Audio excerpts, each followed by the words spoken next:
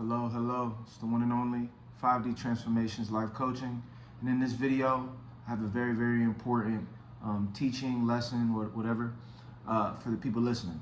And this is big when it comes to dating, relationships, friendships, and just situations with people in general, especially if it's toxic situations, narcissistic situations, or just people that you meet in life that, bring issues.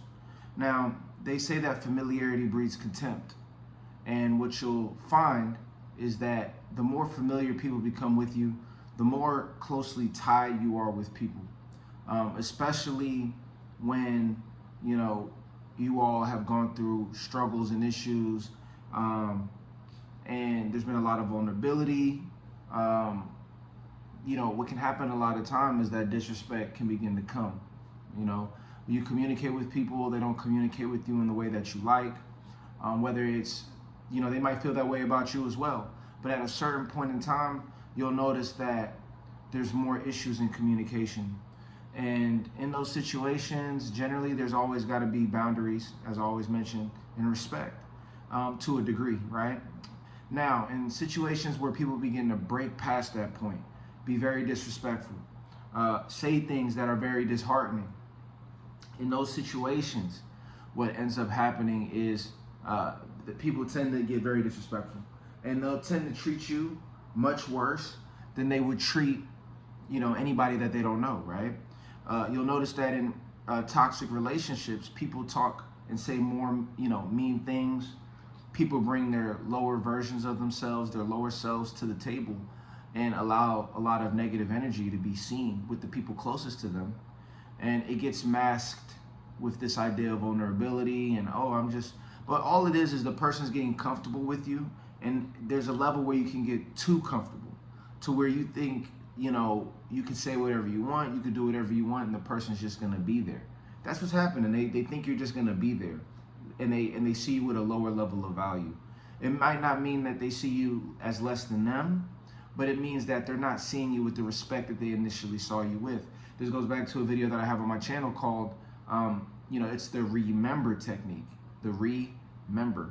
And what that's saying is like a member of your family, a member that's your friend, and remember meaning come back to that person in the mind. And what I mean by that is remember when you first met them, how they came off. You might have thought they were super cool. You might have thought your partner was super beautiful, super mysterious, things like that.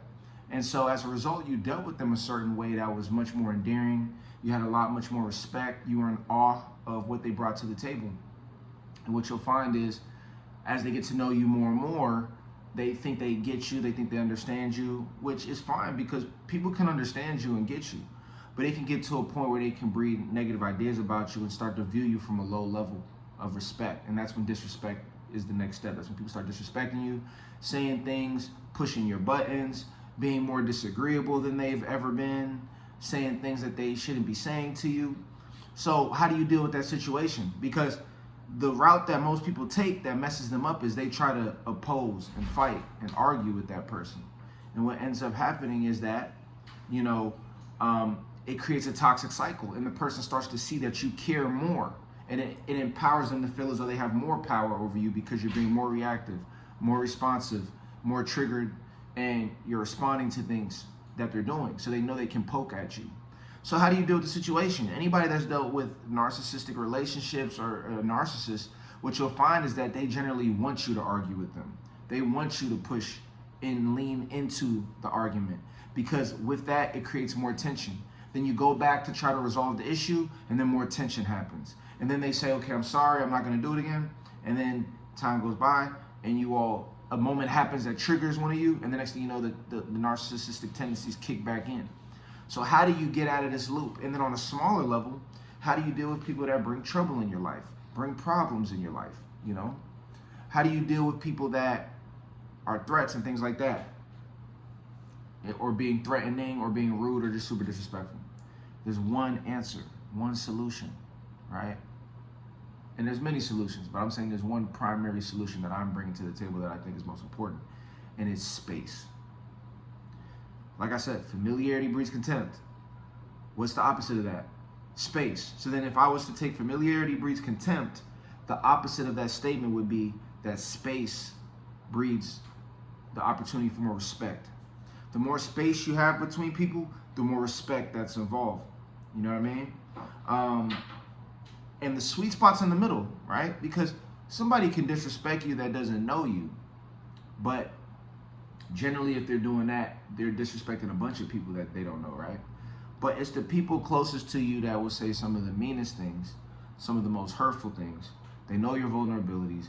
There's generally a lot of tension that's built up over time because they've dealt with you in a lot of different situations. And so instead of trying to fight and try to prove your respect, that makes you look too small, right?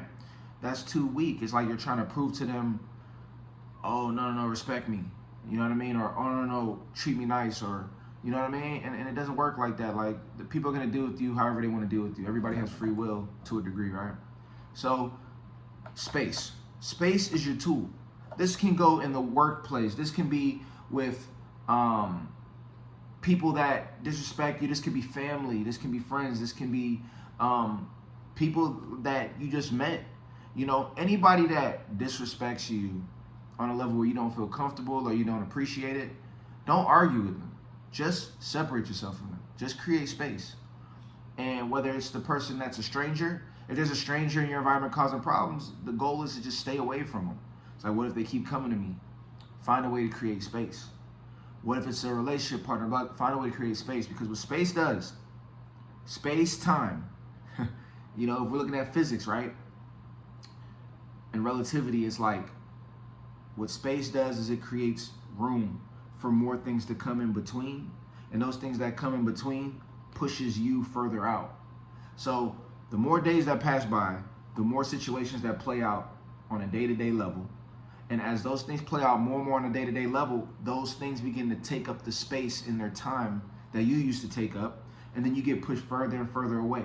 And what happens is people just bring their trauma or their negative habits or their disrespect, they just channel it into someone else, channel it into other areas, but it's not being channeled toward you. And then as time goes by, there's so much space that the person has, they have to when they see you again, they're dealing with you again. It brings a fresh energy.